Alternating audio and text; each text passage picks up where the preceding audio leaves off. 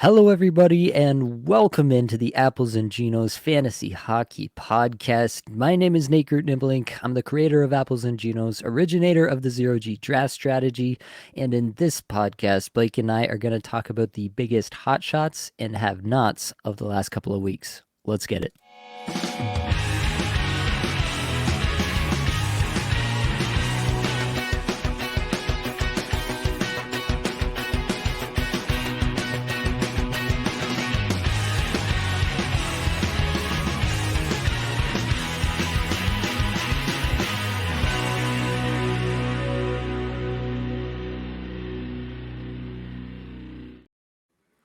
And of course, I have your friend and my best friend, the man on whom you can depend when you are in a downtrend. Blake, how are we feeling tonight?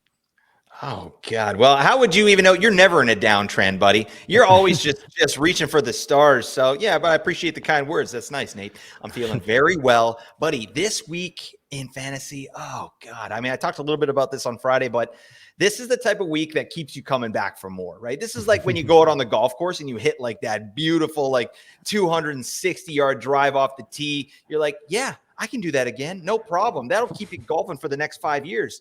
So yeah, this week here in fantasy, I'm crushing my matchups and it feels amazing after last week's debacle. So I'm stoked. But yeah, how you doing, man?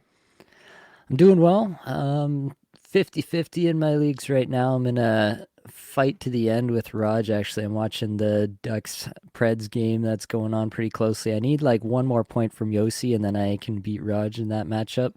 That's in the keeper league, and I've already sold most of everything except for like Yossi and my other kind of guys that I'm earmarked for keepers for next year. But I'm still trying to stay competitive and take down my friends. Right? That's what it's all about at the end Such a of the day. troll, Nate. That's just elite level trolling right there. Nate is still at 12 o'clock midnight or 3 a.m. whatever. He's still out there picking up all the best streamers. He's out of the playoffs. What the hell's going on? But that's what I like about you, Nate. All right.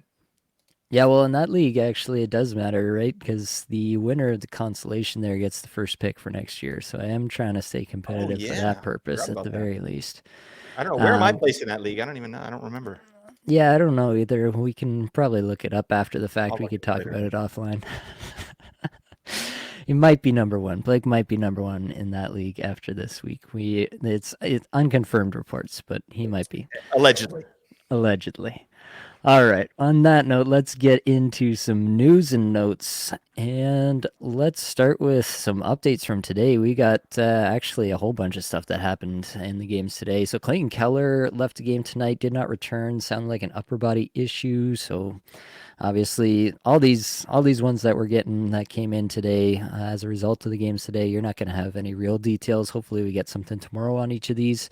Maybe by the time you're listening to this, we've got something out already, so keep your eyes peeled. But Troy Terry did not suit up for the game tonight against the Preds. He did take a hard hit in the last game and left briefly. Maybe there's something correlated there.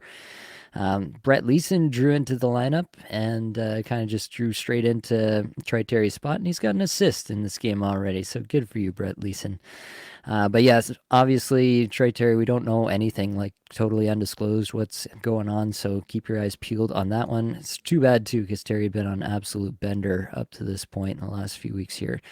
Brian Rust, also an upper body injury in the game today. Also too bad because he had an absolute monster game in this crazy 7-6 win for Pittsburgh today. The hope is that he travels with the team on the upcoming road trip, but it sounds like they are going to do some tests and get some results before they announce that. Sean Monahan also missed the game tonight. That was an illness, so hopefully he's back and ready to go, but you'll have to check status there. Travis Konechny missed a second straight game. The Flyers had a back-to-back here Saturday, Sunday, so not all that surprising. If he was going to miss Saturday, they would also miss Sunday.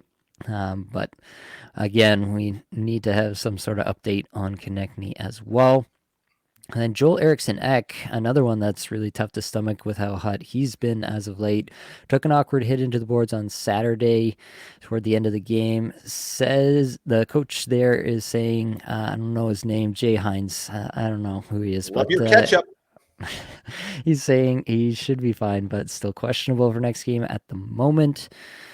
Keeping right on rolling. Anthony Mantha, if you're in one of those deep leagues and you're looking at capital streamers with the schedule this week, Anthony Mantha injured and no word there yet on what that exactly looks like. So keep your eyes peeled. Maybe hold off on that ad if you're in your 16 or 18 teamers and you're looking at Anthony Mantha for this week. Joseph Wool has been getting some conditioning work in the AHL, but apparently there's nothing imminent for them to call up Wool. So still Ilya Samsonov time for the time being, but do note that Joseph Wool is on his way back. So if you got Samsonov and you need a volume option, maybe you want to be exploring some options on the waiver wire. Maybe not right away, but pretty soon. So keep your eyes peeled on that. Jake Gensel traveling with the team, so that's good news for the Pittsburgh Penguins. He's not eligible to return until March 10th, however, so you still got a bit of time there before you're looking at a Jake Gensel return to the lineup. And lastly, Matthew Tkachuk day to day should be good to go for the Panthers' next game on Tuesday, but yeah, one more to keep an eye on there. What is sticking out to you here, Blake? Which one of these is hurting you the most personally? Well, they're all actually hurting me. It's the sheer volume of these players that I own. I mean, I got Kachuk, I got, Yeah. Jeek, I got Connecting, I got Rust, I got Terry. What the hell? But hopefully, I mean, none of these sound crazy. So Brian Rust, I am a little bit concerned about. Yeah. But we'll see. I think Jeek's going to be fine. So as long as Jeek is fine and Kachuk is fine, things are happy in Blake land. Fair enough. Let's jump into the hot shots then. We are going to start with basically the top power play unit for Minnesota. At least all the forwards there. Kaprizov, Zuccarello, Joel Eriksson Ek, and Matt Boldy. They're all crushing at the moment. Kaprizov's got 13.6 goals in his last 5. Zuccarello has 10 points his last 5. Joel Eriksson Ek, 4 goals, 10 points his last 5. Matt Boldy, that absolute plug, only has 4 goals and 7 points in his last 5 games. So obviously things going right all of a sudden in Minnesota. Yeah, we could dig in on the stats. Suffice it to say, especially for Kaprizov and Boldy, the underlying stats look very, very good. Joel Eriksson Ek, a little bit behind that, but definitely along for the ride and more than holding his own. And then Zuccarello, he's not a guy who's going to show up well in terms of the shots or anything. He's still 208th in shots per 60 in this stretch, but the on ice stats look really good there for Zuccarello as well. I think overall, Minnesota as a team is playing much better as of late, but what do you think is really kind of driving all this production as of late? Is it just a PDO bender for the Wild, or do you think there's something more that we should be excited about for the rest of the season? It's hard to say, but I mean, obviously the power play, right? Like, especially with guys like Zuccarello, like, yeah, he's just making bacon on the power play there. That really holds up the floor for Matt Zuccarello. He's a player that I called for last year as a bust, and I was surprised because he still got like a crap ton of points on the power play. And if you look at Zuccarello this year, he has 28 power play points in 49 games, right? He only had 29 all last year. But yeah, he's going to crush that. So he's going to get his career high in power play points. No question there.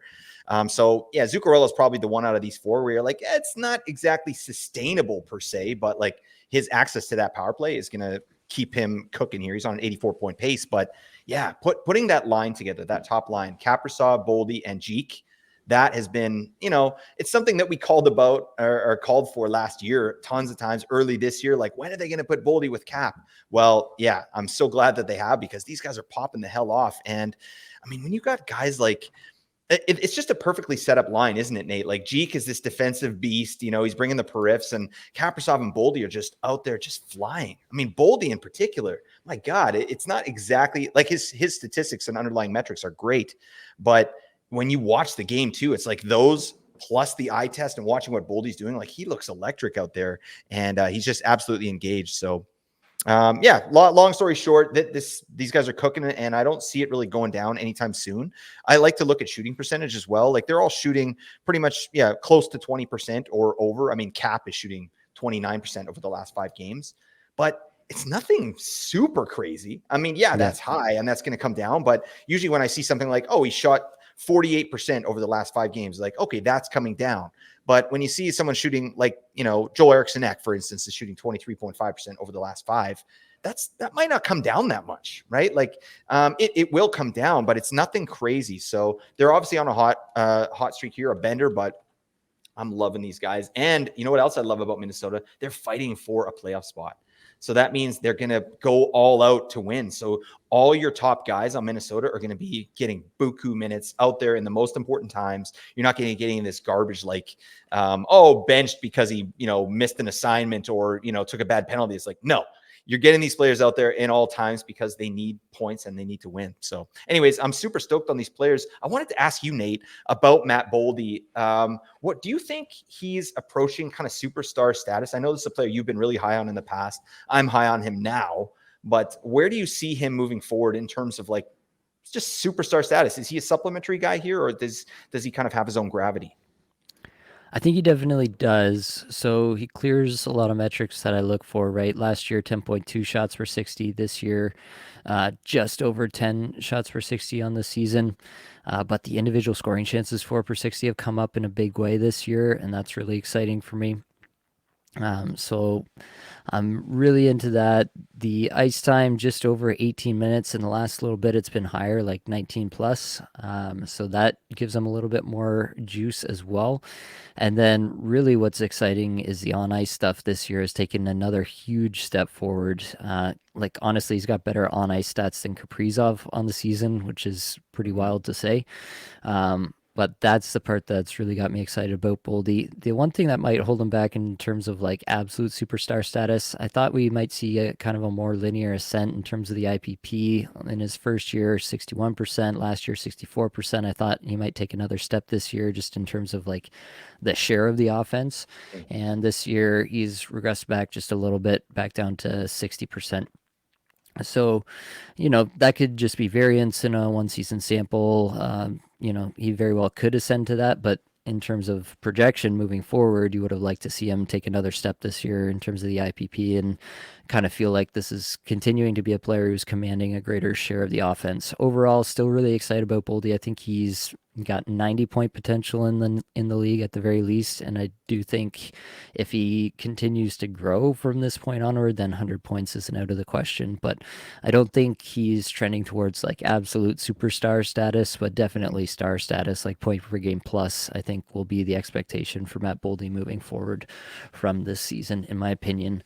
Kaprizov now on pace for over 100 points after the start that he had. Like, that's why you pay up for players like this, right? That's why you target these players when they're not doing well, is because at some point they score 13 points in 5 games, and now all of a sudden everything looks right under the hood again. Actually, Kaprizov looks like he has more to give, to be quite honest. He's a little bit high maybe on the on-ice shooting percentage, maybe, but he's low on the IPP. He's like, this would be the lowest shooting percentage of his career, still on pace for 42 goals. On ice numbers are better than they've ever been. I think that, yeah, you're just seeing that Kirill Kaprizov is absolutely a star in this league. And yeah, Joel Eriksson Ek is an interesting one for sure. Because he's never quite attained to this kind of level where he's like pacing for 40 goals right on the season. He's never quite done something like that before, but I do think that he's got a lot of fantasy goodness to give, obviously, in terms of the peripherals. The shots per 60 come up a little bit this year again. Second straight year he's done that. Same for the individual scoring chances for, and just playing a lot more with offensive-minded players has really helped out his underlying numbers in a big way. And yeah, I mean, his previous high had been last season at 18:59. Average time on ice this year, 20:35. So he's absolutely getting the snot skated out of him right now. And yeah, I'm here for it.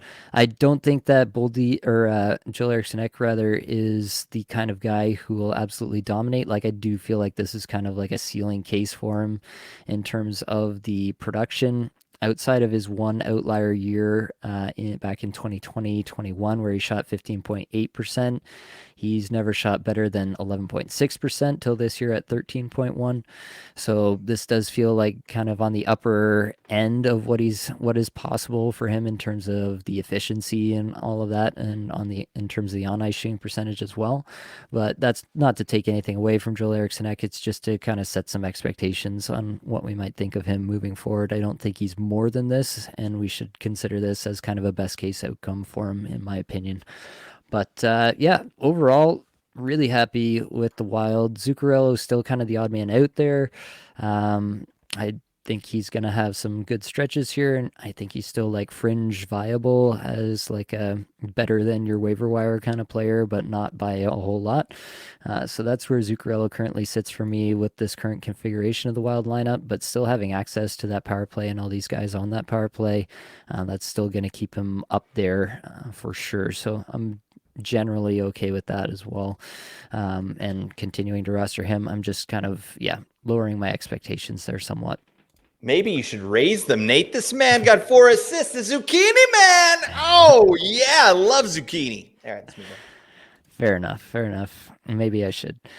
All right, let's move on. Let's talk about some Jared McCann. So, Jared McCann has had a good stretch. Once again, there was a time during this season where we weren't so sure that we were going to have good Jared McCann kind of ever again, but Right. he's got a good stretch, and it goes back a ways. If you start to pan back through his game log here, in the last number of games, like this has got to be, I'm not going to count out loud on the air here, but in the last like 12 to 15 games here, he's only got a couple games where he didn't register a point. Plenty of multi-point games here. He had a 4-point game earlier this week against your Vancouver Canucks. Sorry to Oh, say, God. Blake. Revenge game. Yeah, and shooting a lot. Like he had a 6-shot game.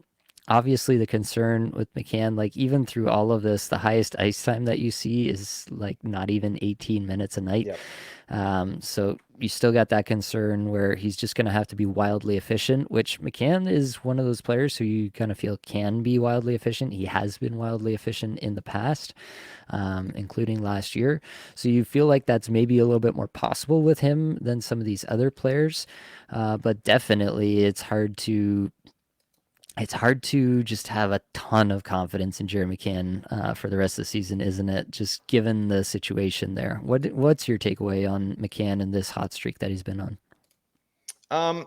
It's great. I mean, I love when guys are performing like this, but yeah, there's just so many things that have to go right for McCann to really pop off like this, right? And he's on I think what is it, like a 67-point pace or something like that. He was on a 73-point pace last season, so he's comparable, right?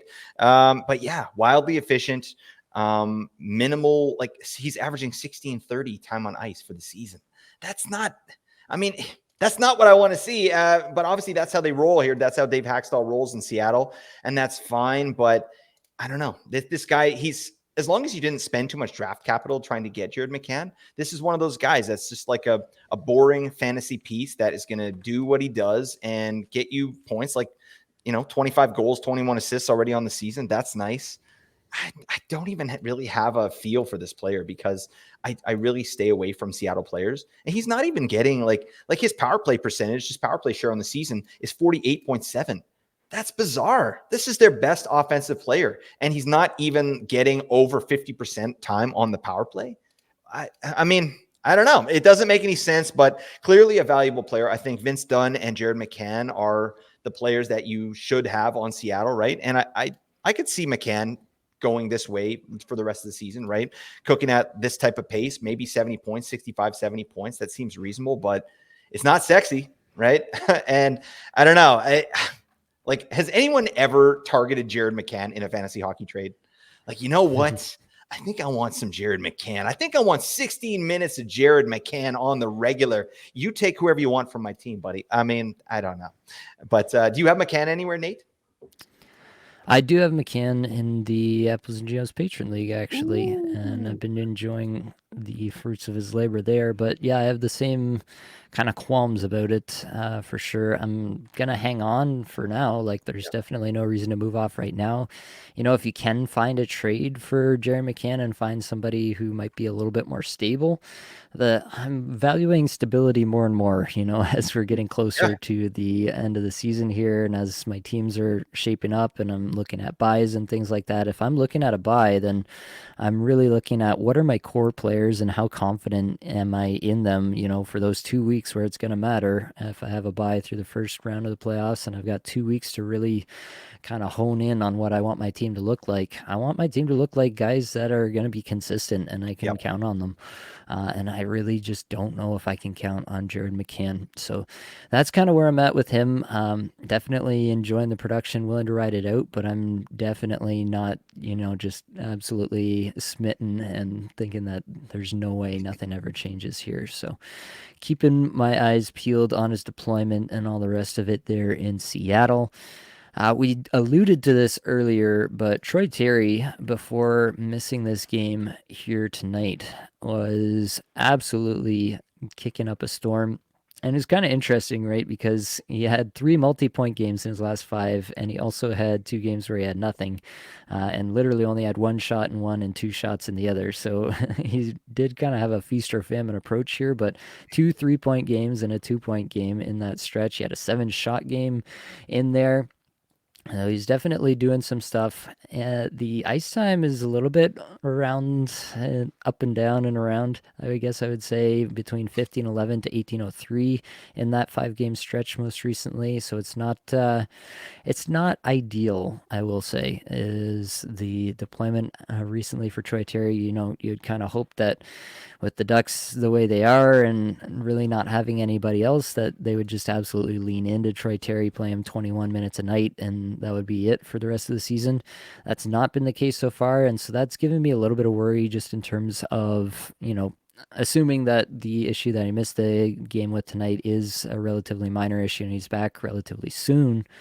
I do have some concern just on the deployment alone. I'm not really concerned about the player. I think, like, quite honestly, Trey Terry deserves a medal for what he's doing for the Anaheim Ducks at the moment, just dragging the team along into semi-relevance.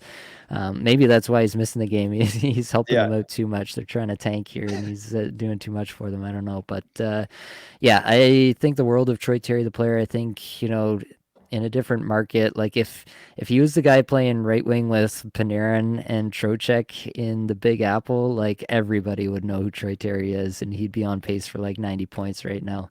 So that's the kind of level of player I think Troy Terry is. I think he's just absolutely getting caved in Anaheim because that's what Anaheim does. So yeah, moving forward, I do have some concerns about Terry, but realistically, they're only deployment related. I do think that he's a great player and he can produce at a 70 plus point pace even in Anaheim. What do you think, Blake? Am I a little too bullish on Terry, or do you fall in line there? Yeah, no way. I'm so with you. This is a player that I'm very in on, but I was in on him a lot more with the previous coach, right? Like things were trending upwards. Like you said, deployment, that is really the key here. Like it's all over the shop. And even his power play deployment, they're doing something stupid there, like which we talked about on Friday a little bit, but kind of a 1A, 1B situation where they're really splitting it up. And Terry's on technically power play 2 a lot of times, right? Troy Terry. This guy is the best offensive player on your team. And, you know, yeah, put him on power play 2, Greg Cronin. I don't understand. Make it make sense, please. But yeah, 70-point pace. He's doing the thing. I'm big on the guy, but yeah, it's when you're getting these kind of minutes and you're all over like that, and you don't have the power play. Like last game, for instance, like he only got 44 seconds time power play time on ice. Like 2 games before that, 54. A game before that, 48. Like he's not getting what he needs out there on the power play, and he's still producing, right? So that should throw up a little bit of a red flag for you. So I'm not as confident in Troy Terry as some of these statistics are showing. So I don't know. It's a player that should be rostered at this point, but he could be a bubble player. You know what I mean? Like depending, like with this type of situation that he's in, not the player himself, not the talent, but kind of just the situation he's in. I think you could justify moving on from Troy Terry if you really needed to, and you had a good ad that you needed to make. Like Troy Terry is kind of a bubble guy, but I'm here for it. I hope he does crack 70, right? It's been an interesting season there in Anaheim. Remember when they were playing so well at the beginning of the year? Like Frank Vetrano, who, we'll talk about in a little bit, but he's still rostered at like 80%. What the Frank Vetrano, for God's sake? Yeah, so why don't we jump in there? Frank Vetrano has been hot of late, as has Mason McTavish. So a couple guys that were going to come up here organically. Underlying numbers not so hot with either of these guys. I mean, Frank Vetrano's best number is he's 159th in shots per 60, and it kind of tails off after there. Mason McTavish, like, I don't even want to read these out. He's in the 300s in a couple of these. The on ice stuff, not good whatsoever for either of these guys. McTavish just 15 minutes a night, but he's still got 4 goals, 7 points in his last 5 as well, same as Vetrano. Vetrano is skating 18 plus, and he kills penalties there too, so he gets some extra ice time that way. But Vetrano, I mean, I would still have some interest in Vetrano. I'm not sure that I view him, on the season he's pacing for 38 goals, 66 points. I still don't know that he's that guy rest of the season, but he is getting 18 plus minutes a night pretty consistently, and that's more than you can say for a lot of other players there in Anaheim. So between the two, I'm definitely taking Vetrano. I think most people are. I don't think that's a hot take. But do you have any interest in McTavish just with the hot streak? Do you think that they can turn the hot streak into some more sustainable production, or do you think that are you off on Vetrano too? Where's your head at with the rest of the players there, the guys that might more typically be rostered outside of Terry in some deeper leagues? Yeah, I mean, I don't want a blanket statement like, I'm not in on Anaheim players, but I'm not in on Anaheim players. You know what I mean? And it sucks because they have an amazing schedule. So I don't have Vetrano anywhere. I've streamed McTavish in here and there when it made sense, but these guys just aren't blowing the doors down. Vetrano is doing great things. Like, shout out to him. Like, this is a great season. He's definitely thrived under the new coach there. He's getting more deployment. He's getting the power play time that Troy Terry isn't, right? Frank the Tank Vetrano. I mean, one thing we like about Frank Vetrano, he's a soggy boy. He does that, right? And he has throughout his career, even with crappy deployment. So it's nice to see that. I think you and I both projected Vetrano for a better season, right? Mostly in the goal scoring department, right? And he's definitely delivered that. But yeah, I don't like what's going on there with their power play. So I would put Vetrano and McTavish in the same basket as Troy Terry. Like, I'm not really in on any of those players because of what they're doing with their deployment and the power play. And McTavish, yeah, this is a nice little streak, but I don't know. Again, it's all on really high efficiency, and he's a young player. We don't even know if we can expect that from him moving forward. Like, he in his first 9 games, he got almost 17% shooting percentage. He's at 15.5 this year, right? But he had 10.6 last year. So I still don't really know what type of player this guy is, and I don't trust it, right? And I like what you said earlier about wanting stability, right? I find that the more I play fantasy hockey, the more I find myself rostering really boring, stable fantasy guys, right? And McTavish, we just don't know what he is yet. So that all said, I'm not really in on any of these players, and I don't have them anywhere, and I don't want them, right? I'd rather just stick with something that I feel comfortable with and that I know. Fair enough. Well, another player that some people were very uncomfortable with but have now reacclimated themselves is Gabriel Velarde, who's up to 4 goals, 8 points in his last 5. He's definitely been doing the thing as of late. Actually, I want to make sure that this did update. I'm pretty sure it did, but yeah, Velarde, another goal and an assist in the game today. Skated 1943 in this last stretch. He's been averaging like 17 minutes, but that's been a trend up, so I'd definitely be a little bit more excited than that number might indicate. 16th in the league in individual scoring chances, 4 per 60 over this 5-game stretch, which is kind of Velarde's calling card, right? Like, he's a guy who's around the net and he's banging at loose pucks, and he's been pretty good at putting them in this season. He's got a 17.4% shooting percentage. That feels a bit rich, but yeah, 36 goal pace, 67 point pace. Just take those numbers for what they are, Blake. Over under rest of the season, you feel one way or the other about Velarde? I like where he's at, and I like his opportunity right now, and I like his deployment. So I don't know. I think this is a risk you can definitely take, right? Because it could really pay off. He's top line, top power play, and Rick Bowness is one of these like sensitive, touchy coaches where he'll say what he thinks of these players, right? Like he's Yeah. talking smack on Cole Perfetti, he's talking smack on Ehlers, he's benching them, but he's not benching Velarde. He's not talking smack on Velarde, and he's getting all the deployment. So that leads me to believe that he has the coach's trust right now, and the fact that he's got 10 points in his last 5 games, I think he's healthy too. Like he was injured and he's come back. And I really think that he feels good. He looks good out there. And I like the deployment. So this is a player that should definitely be on a roster right now. And I think, I mean, what is he pacing for? Oh God. 68 points. Yeah. I can see 65 points for Gabe Velarde, a 65-point pace rest of the season, with a little bit ceiling for more. But again, he's a really high efficient player. He gets a lot of his chances in tight. So obviously his shooting percentage is pretty high, but I like the player. He's up to shot count as well. So yeah, long story short, give me some Gabe Velarde in my life until the wheels fall off. Nice. All right. Well, we definitely have to fit this player into our hot shots description. Ooh, It yeah. is Brandon Montour, who has finally delivered on all the promise we've been talking about this whole time. He's got 2 goals and 5 assists for 7 points in his last 5, actually in his last 4. So Montour's definitely been doing the thing. The hilarious part is that his metrics have actually decreased a little Yeah, I bit in saw that. this Yeah. latest stretch. They're still fine, but they're definitely not nearly as good as they have been throughout the season so far. Yeah, I mean, you know what I'm going to say about Montour before I say it. I feel like this is the guy that I think he is. I don't, anticipate a point per game plus from this point onward. But I mean, the Panthers are looking really good right now Yeah. in terms of the scoring up and down the lineup. They're getting points from all over. Montour is a fixture on the top power play. He's skating 24 plus minutes a night. Like he skated 28:45 the other night against Carolina. Absolute horse. He's going to be out there. He's going to be getting a lot of these points the rest of the season. Let me set it to you this way: over under on 65 rest of the season point pace for Brandon Montour. Give me even. Give me an even 65 on the full Monty. Oh, God, it depends if he does the full Monty or a 3/4 Monty. But if full Monty, we're looking at a 65-point pace. Book it. All right. We are vindicated, Nate. This feels amazing. Watch this guy. He'll be a have-not next week for sure. But yeah, kudos to everybody who held on to Brandon Montour. It just makes sense. And I love the fact that Paul Maurice didn't waver with his deployment of Brandon Montour. Like they obviously saw what the metrics are showing us too, right? Like this guy's getting a ton of chances, ton of shots. He's elite. He's playing a ton of minutes. He's good defensively. It's just a matter of time until the points start coming. And now we've got 7 points in 4 games. I love that. Yeah, I think I feel good about like a 60 to 65 point pace for Brandon Montour rest of the season.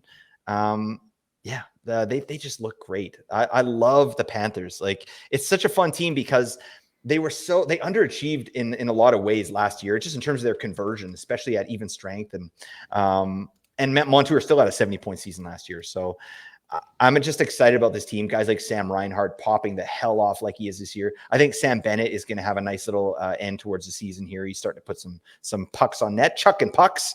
And then, yeah, they've got a good bottom 6 here too. I really like what I see with the Panthers here. And Montour's he's leading the way on the back end. So shout out to you, Montour. Thank you for the full Monty, my man. Absolutely. One thing I did want to touch on Montour, because I've brought it up in the past, just talking about like, what you could have gotten instead of continuing to roster someone who's ice cold.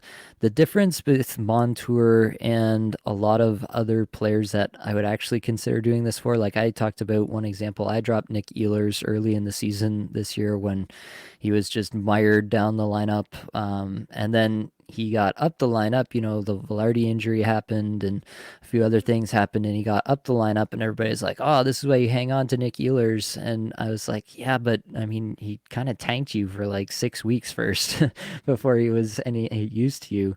The difference with Montour, right, is that the deployment never wavered and the underlying stats never wavered. The signs were all there that the breakout was imminent. Yeah, it took a long time, and yeah, you would have preferred that he wasn't on your team for all that Yeah. time. But A, somebody else would have picked him up, so you would have lost him. And B, like that this breakout that happened this week, it could have very easily happened like 4 weeks ago. In my mind, it's really just kind of luck at that point as to when the pucks start going in. And so that's the difference in my mind, is that when you have this marriage of the deployment still A plus deployment and the player is still performing at an A plus level in every arena that we can measure except for actual point production, then that's a player that I'm hanging on to kind of no matter what. And that's how I felt about Montour this entire time. All right. Before we move on to some have-nots, we got to take care of some business. If you've not made your way into the Apples and Geos Discord server, you absolutely need to do that. Check the link in the show description. Join over 1,000 fantasy hockey managers in there talking about fantasy hockey every day and every night. It's the place to be if you want to chat. Also, make sure that you're checking out Mark Barber, 18 Skaters on Twitter. Make sure that you're checking out his daily summaries posted to the Apples and Junos website. Just a great spot to catch up on yesterday's games. If you weren't able to follow along religiously on your phone and check every box score and check how many shots and individual scoring chances for all your players got, you can do all that with Mark Barber's daily summaries. So make sure you're checking out those every single day to get a quick summary of what went on in the league last night.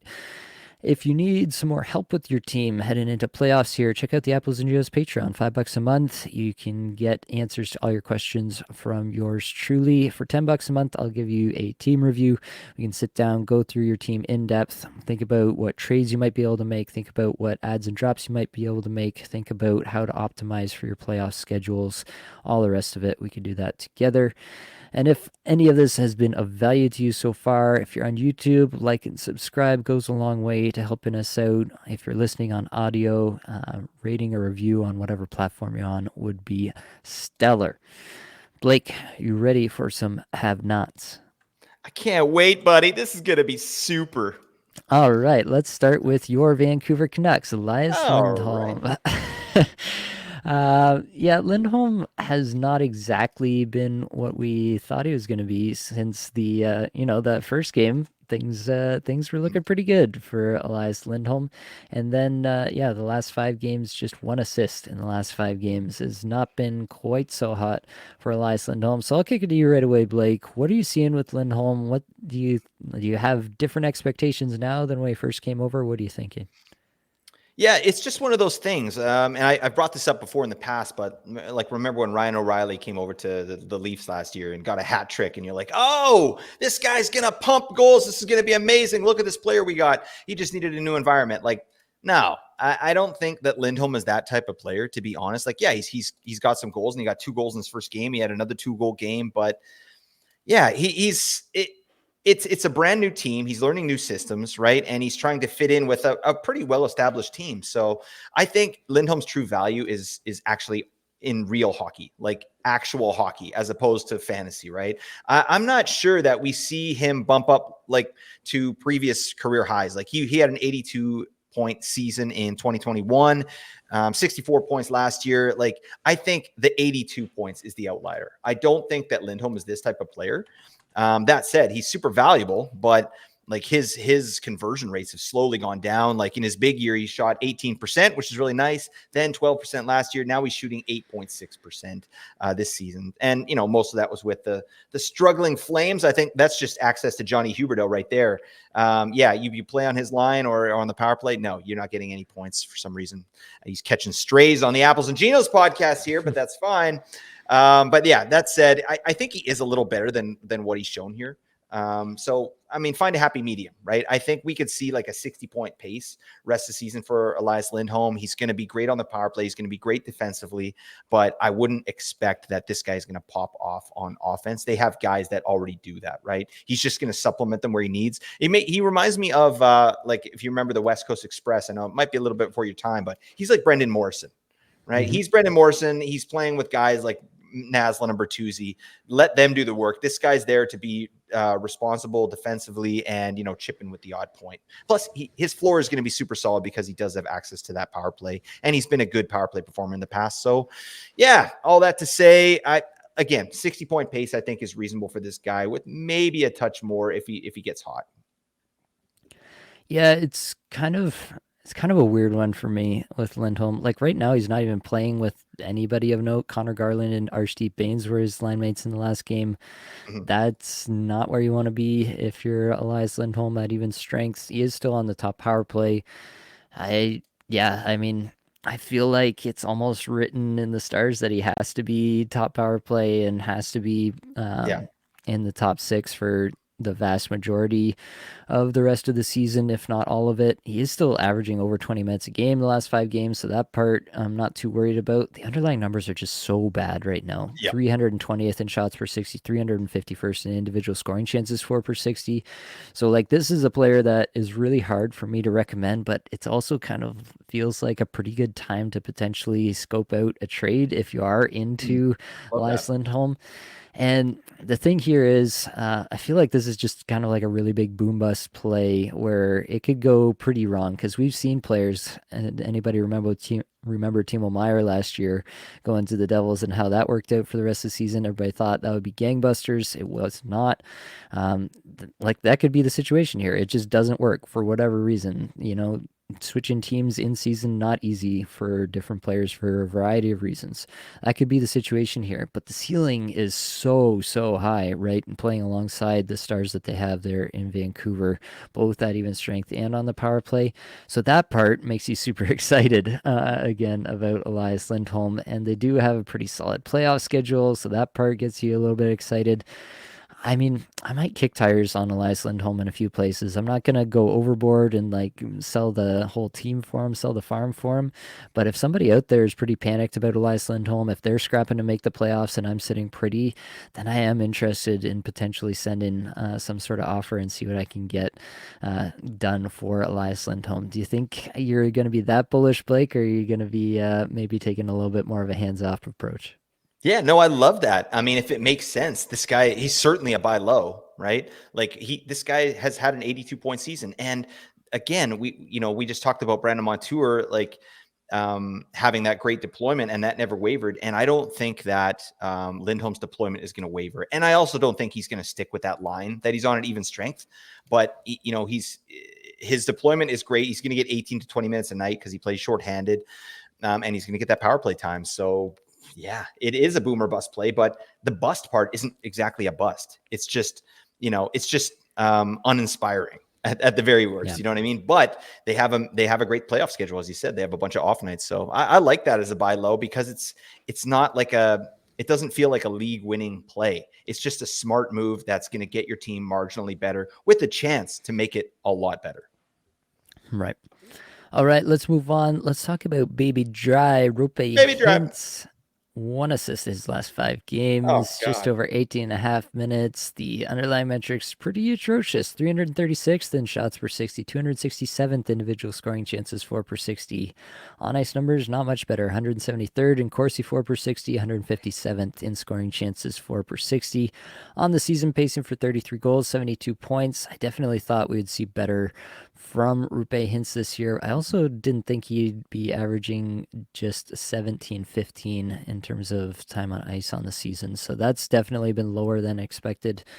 And yeah, this is a guy who's been really efficient in the past. He's got just a 60% IPP, still shooting 18.7%, but that's because, like, to get to 33 goals, he's had to shoot 18.7% because he hasn't shot a whole lot this year. It's not been a banner year for Rupe Hintz, and I'm curious what you think, Blake. Do you think that there's more coming? Obviously, the Stars have been able to rely on some secondary scoring a lot more this year. Do you think that's all there is to this, or do you think there's something else going on? No, I think that's exactly what it is, right? Like they have an amazing second line, maybe the best second line in the league at this point, and they've been kind of eating into the power play time there as well for that top unit in Dallas, right? Like one of the things we loved about Rupe Hintz in the offseason was his IPP on the power play. Remember, it was like, yeah, he was just driving everything, right? And I don't have the numbers in front of me. I'm sure that might still be kind of true, but he's not getting as much power play time on ice, right? And like the numbers are way down. Like I guess they're not that down. Like he had 21 last year. He's got 13 right now in 57 games. So that's maybe on the same pace, but the Dallas Stars don't have to rely solely on their top line, top power play anymore. They've got secondary scoring and great secondary scoring. So I don't know. all that to say, I mean, Hintz is still on a 72-point pace, which is great, right? But it's not what we expected. And I think that's going to piss a lot of fantasy managers off. And I also think that'll equal some value for Rupe Hintz come next season, right? Like he hasn't done exactly what we thought he would do. Also, remember he popped off in the playoffs last year. Like this could have been your Conn Smythe winner if Dallas made it, or at least your points leader, Yep. right? He was going ballistic in the playoffs. So, I mean, I think Rupe Hintz is just a case of expectations gone wrong. Like we expected too much. It's maybe not the type of player that he is, you know, the 75 points he got in 73 games last year. Maybe that's kind of ceiling Rupe Hintz. And what we're looking at here, a 72-point pace, could be floor, right? But he's still a very dynamic player, very valuable player. But yeah, I think we just wanted more, and he hasn't had to be out there doing everything because they've got some great secondary scoring. Yeah, I think that's a fair take. I do think this is kind of a floor year for Hintz in a number of ways. Like 18.7%, like last year he shot 20.1, so it's not like this is out of the realm of possibility for what he's been able to do across his career. The IPP is kind of concerning. This would be, if this keeps up, this would be 2 straight years at around 60%, where before he'd been up in 70%, 67% in that range. So that definitely takes a bite out of your overall statistics. But the bigger thing I think that's happening this year is shots per 60 is down, his individual scoring chances for per 60 down in a big way, which is, yeah, along with a little bit less ice time, is really just contributing to the overall kind of muted production from Hintz in my mind. Now we've got Wyatt Johnston coming for his role. He's going to take over as the top line center. You heard it here first. Yeah, I don't know if that's going to happen, but I No, do no, love me don't some Wyatt backtrack on it, Nate. Johnston. We're in on that, and I'm with you. All right, All this is right. Apple Geno's confirmed. We're taking Wyatt Johnson. All right. Yeah. Anyway, moving forward, like I just don't have a reason to expect anything different from Hintz rest of season, and without that, I'm not like making any moves. Based on something that I expect to happen differently rest of season. What we see kind of feels like what we're gonna get in this current edition of the Dallas Stars.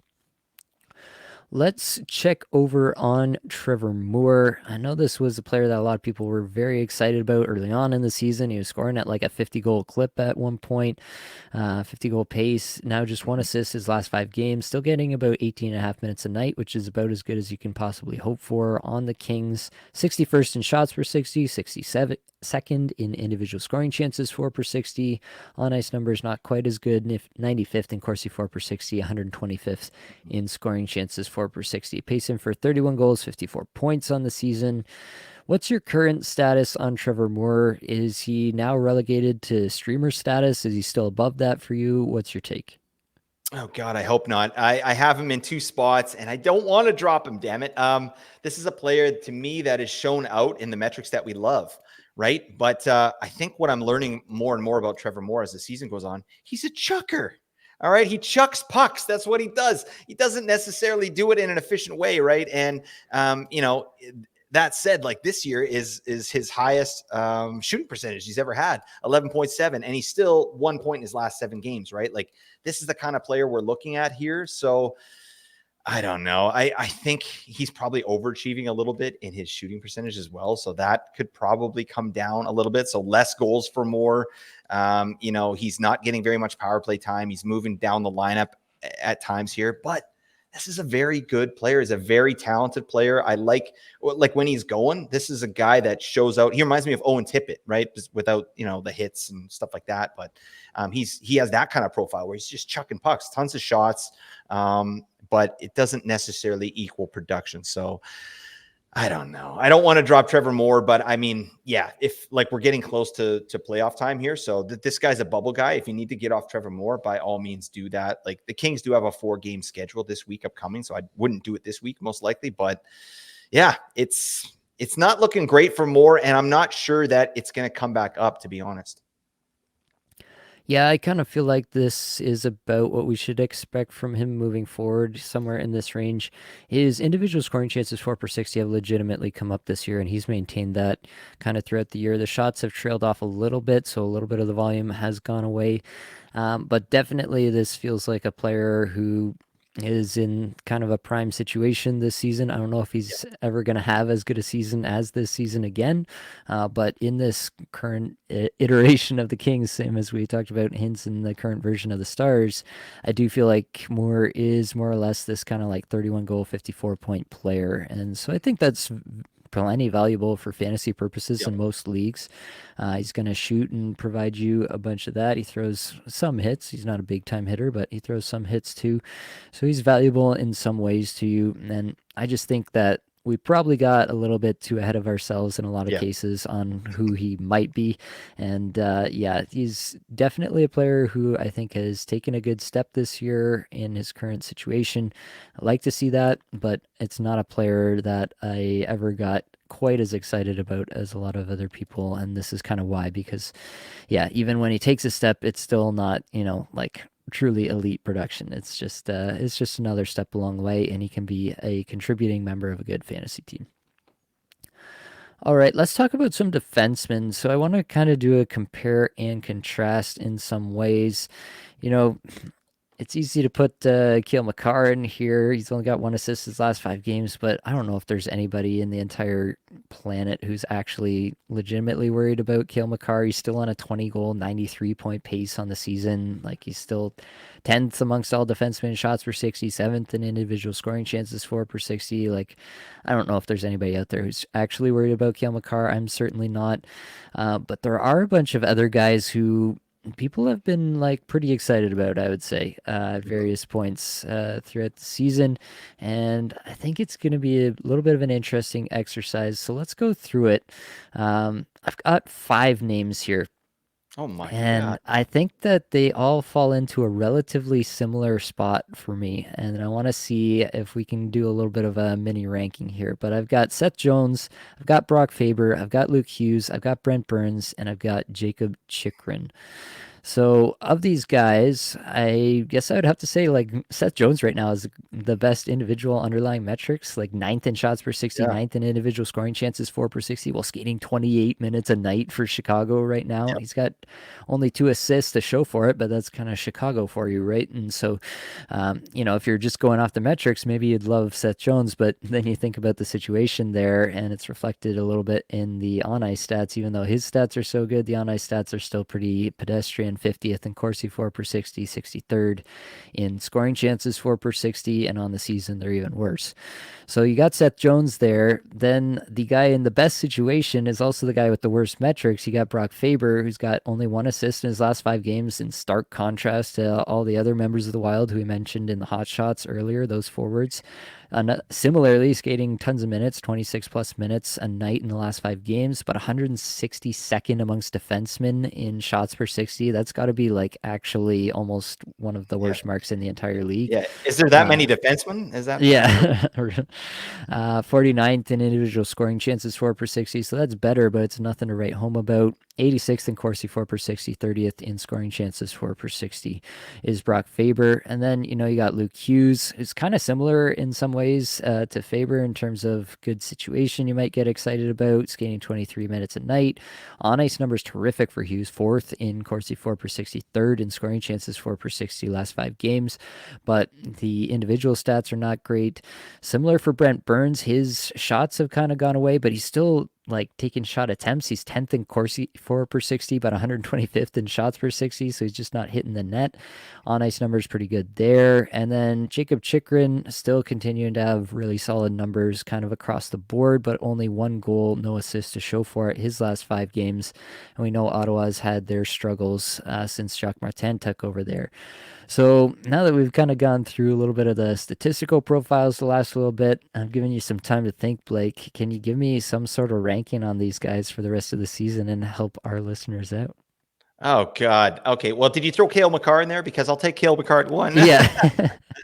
Oh God. All right. Let's take a look here. So of these 5 guys, let's see. I think Jacob Chikrin is probably the guy I like the most at the top. And I know he's not getting amazing. Like this is an upside play to me.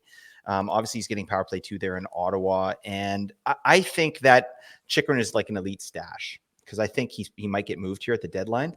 But doesn't mean he's going to get moved to a team where they do prioritize him and give him power play 1. But I do like Chikrin's profile. I know he's not doing well currently here, but I'd probably go Chikrin first, maybe Brent Burns second, just because of his situation, right? And like you said, the shot attempts there, he's still getting buku minutes, getting power play time. He has 16 power play points on the season. That's nice. He'll get double-digit goals this year. That's nice. So I'll go Chikrin, Brent Burns. Then, this is where it gets a little dicey for me. I probably put Faber in there, even though he's not getting amazing metrics, but I love the deployment. And I know it's come down a little bit lately, but I think that he is just a little bit unlucky in the fact that he's not, getting in on some of these goals. Yeah, his metrics are terrible, and we can't really expect him to produce at the level that maybe Chikrin or Brent Burns can, but he's out there for like 25 minutes a night, sometimes 30 minutes a night, right? And these guys are incendiary on the Wild, and they have a ton to play for. So I just like the situation there for Faber. So it's more of a situation type play that I think he'll run into some points. Then I'd go Seth Jones. He's looking good to me, actually. Like, he had a nice little game here. I mean, he's only on a 34-point pace, but this game here today against Detroit, got 1 assist, 6 shots on goal, got 4 blocks. This guy's he's crushing 26 and a half minutes. Like, the only reason he's on a 34-point pace is because he plays for the Blackhawks. That's it, right? It's just a crappy place to play for fantasy hockey, right? But I do like Seth Jones. And then Luke Hughes, to me, he's borderline drop. I mean, I would have dropped him a little while ago, but he's popped a couple assists for me, and he's still getting power play 1. Oh, God, it's like I can't. But, the Devils have been, pretty bad lately. I mean, they're not getting the job done. So I don't know. That's my initial take there. I don't know. Where are you at with these players, Nate? How would you rank them? Yeah, it's a tough one. It's definitely not one that I would want to Yeah. rank, but I will obviously here. I agree with Burns and Chikrin at the top. I might flip-flop. I might have Burns over Chikrin, but honestly, I could see it either way. I just think Burns probably has a little bit more ceiling if he gets hot at the right time with the top power play with Carolina there. So I'd probably go Burns and Chikrin if I had to. And then, yeah, it really does become kind of another tier between Faber and Jones, mini tier there. I might take Seth Jones, honestly. Like, Faber has not been good. He might be hitting a bit of a wall. He's played an incredible amount of hockey for the Minnesota Wild this year. It is his rookie year, coming from NCAA where they don't play a ton of games. He might just be hitting the wall, and that would be completely understandable for a player in his situation. Yeah, I kind of feel like I'd take Seth Jones, honestly, over Brock Faber, especially, I mean, if you got any kind of bangers weight in your point setup, or if it's a bangers cats, then Yep. Seth Yep. Jones obviously gets that boost as well. So that would make the decision potentially easier there. And then, yeah, I'd throw Luke Hughes at the end. Like, Luke Hughes, like pacing for 11 goals, 41 points on the season. This is a really good rookie Yeah. season for a Absolutely. defenseman in the league. Obviously, he's got a terrific future, but I think from what we've seen from Luke Hughes over the last maybe couple months or so, like if Dougie Hamilton was back, Dougie Hamilton would have taken this job back, in my opinion, especially with some of the struggles that the Devils have had. I do think that we're just kind of in a situation where Luke Hughes is kind of all they got, and so he's the one that they've been running Yep. out there. And he's gonna score maybe at a 41-point pace rest of season, just because of how incredible the situation is that he finds himself in for fantasy purposes. But overall, I do think that he's the one that's least likely to return fantasy value for the rest of the season. So, interesting exercise Yeah. for sure. And yeah, I think that some people probably have some different opinions on those players. So I think it was a good one to talk through. That's going to be it for Have Nots, but if we didn't talk about a player that you do want to hear about, make sure to join me for Monday's 8 p.m. EST live stream Puzzling Players. If you get into the Appleton Geos Discord server, you will get a ping from me where I ask for the Puzzling Players for this week from the Discord server. Everybody chimes in and votes for the players they want to hear about the most, and the players get the most votes get talked about on the Puzzling Players live stream. It's funny how that works. Oh, So nice. definitely join me 8 p.m. EST live stream every Monday. I talk through some puzzling players, and you can get yours in. All right, let's get under the hood with Shane Pinto, who is my player to watch for this week here. Last 10 games have been pretty solid for Shane Pinto. 3 goals, 5 assists, 8 points, averaging over 18 minutes a night, 18-19 to be exact. 39th in the league in shots per 60, 16th in individual scoring chances, 4 per 60, 38th in on ice Corsi, 4 per 60, 17th in on ice scoring chances, 4 per 60. Good numbers, really, really good numbers for Shane Pinto. And it's a 10-game stretch. It's still a small sample size in the grand scheme of things, but it means something, when a player can sustain it for at least that long in my eyes. Still top power play, at least on the Brady unit. I know they've been playing around with those power play units, but basically wherever Brady Tkachuk is what I would consider to be the top power play unit. Pinto's still there, and he's attached to Brady at 5v5. He's been playing with Brady Tkachuk at 5v5 for a good minute now, and seems to be working out okay. I'm just kind of into this profile a little bit. It seems like he's taken a clear step this year. He's come back. He obviously had that crazy start where he got suspended for a long time for that kind of super weird gambling thing that I still don't fully Yeah. understand. But he came back and he had something to prove, and he's done that so far in my eyes, or at least he's gone a long way towards doing that. And yeah, the Senators might have found themselves a little player here, and I'm pretty into Shane Pinto at the moment, and especially in deeper formats. I'm trying to find a way to keep him on my roster. I've got him in a couple, hanging on there unless I absolutely have to get rid of him, because I do think that this is a player who's exhibited something that we should be taking note of at this point. What's your thoughts on Pinto there, Blake? Well, first off, it's the pinto bean. Yeah, I love the pinto bean. I'm a big fan. I love what I've seen from this player. Exactly what you described. And I love the deployment. Yeah, with that, quote unquote first power play unit. Yeah, with Brady. I think until if he gets off that first power play unit, maybe I'm a little less excited. But this week coming up is a great time to roster Shane Pinto, right? They got 4 games, 2 off nights. They got the back-to-back Monday, Tuesday. Let's get the biz with the pinto bean and see what's what. I think this guy's super motivated. Obviously, he's rested. Okay, he probably feels good out there. So I think we could be in for a big end to the season for Shane Pinto as long as he keeps this deployment. So it is neat to see, though, that yeah, he's rocking with the metrics here as well. Absolutely. Why don't we roll on over to the move of the week? Can you take us away, Blake? Yeah, sure, buddy. Yeah, I had a very interesting week here. The one league that I wouldn't say I'm struggling in, but it's the first time I've ever done a full bangers league, and it's also a 16 teamer. So we're talking penalty minutes, like all kinds of crazy stuff, right? And I'm ninth out of 16, and the top 8 make the playoffs. So yeah, I'm trying to get to work here. But anyways, there's also a move cap, right? So there's 75 moves on the season. I've used them up already. All right. So that's poor management there on my part. But there shouldn't be a cap first off. So that's fine. But anyways, I had the Carolina goalies as my tandem. So I had Kochetkov and Ranta. Obviously, Ranta's injured, and I wasn't making the goalie minimum of 3 games with Kochetkov, right? Because Spencer Martin's been getting in there. So I had to do something this week. I was dominating the guy in a lot of statistics, and Kochetkov came out and got this 44 game shutout. So shutouts is one of the categories. Like I'm crushing in the goalie stats. I needed another goalie to get my minimum because I didn't want to lose those points or those categories. So anyways, I was able to trade straight up Tim Stützle for Ukko-Pekka Luukkonen, which sounds terrible. That does sound terrible, but in my defense, they were ranked in this format. UPL, when I traded for him, was 60th overall. Tim Stützle was 112th. So in the format, right? So to me, like, I think it seems like an L for me, but because of the rank, like I was able to get a player that is providing more value in this format. And that just goes to like something I talk about on the Cream Exchange, the buy low, sell high show, is perceived value versus actual value, right?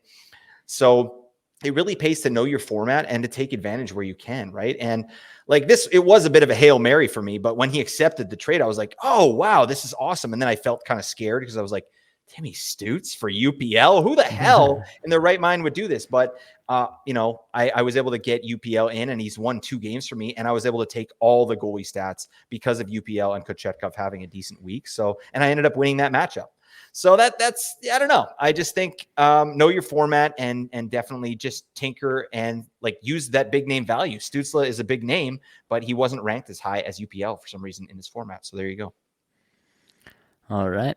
Well, I commend your winning your week. I don't know that I would commend the trade for UPL specifically, but Oh my uh, God. You just all right, that's fine. you know me. If you're gonna talk about trading for a goalie on the podcast, Blake, you have to know what's coming All right. next. Yeah, I had it coming. I had it coming. Anyway, for myself, I had an interesting situation. So I was streaming Ivan Provorov and Jack Roslovic. I never know how to say Bless his you. name. In Cacuffle this week with one ad left. I was 21 points up going into today's games, projected to win by only 10. He had more games played today than me. The obvious drop would have been Pinto, who was not playing today, but Pinto starts, next week, Monday, Tuesday, back to back. I can fit him in for both games. And so I was looking at what I should do with this last ad. In the end, I decided to drop Provorov for James Reimer. Um, just felt like a really solid scenario where I could actually get more value out of, obviously for a single game, goalies are probably going to outscore any given defenseman in a points league, right? Provorov actually ended up scoring a goal, so he got Right. 6.5 kick-couple points, but Reimer did deliver. He got 9.9 kick-couple points with the with the win rather, 2 goals against, 33 saves. So in the end, it was, a minor move in the grand scheme of things. You could argue whether I really should have even made that move just based on the percentages of how likely it was to influence the matchup.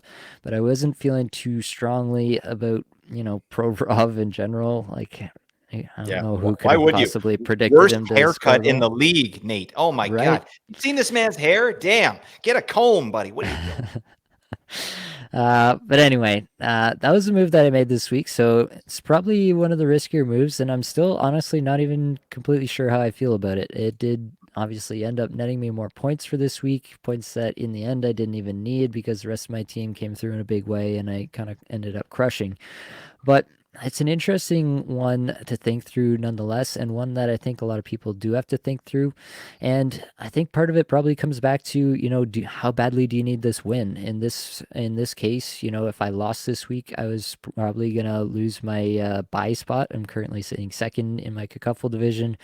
If I lost this week, that could be in jeopardy depending on how the points played out and everything. I'm sitting tied with another manager currently. So that was just another situation where I was like, I really feel like I need to do what I can to assure this, but I'm not willing to drop a player who I actually feel like can be a legitimate producer for me rest of season and kind of Yep. jeopardize potential future matchups for it. So this was kind of the middle ground that I settled on there. So take that for what you will. I still, like I said, not 100% sure how even I feel about it, but that was the move I made this week. And I think it was just an interesting thought process for some people to go through. All right, Blake, we do need to recap the head to head streamer death match. Boone Jenner versus JJ Paterka. We all knew how this story was going to go when the selections were made, but Boone Jenner did outscore JJ Paterka 24.75 cacuffle points to JJ Paterka's 9.5. Paterka played 12, what was it, 1256 today with 0 cacuffle points. Doesn't matter. It was not a great finish to the week, but to be honest, I didn't mind the Paterka stream last week for sure, just given the schedules and everything. He did still take 12 shots on the week, 12 shots through the first 3 games even, so he definitely did some stuff. He just didn't quite get on the score sheet in the way that we know a man like Boone Jenner can.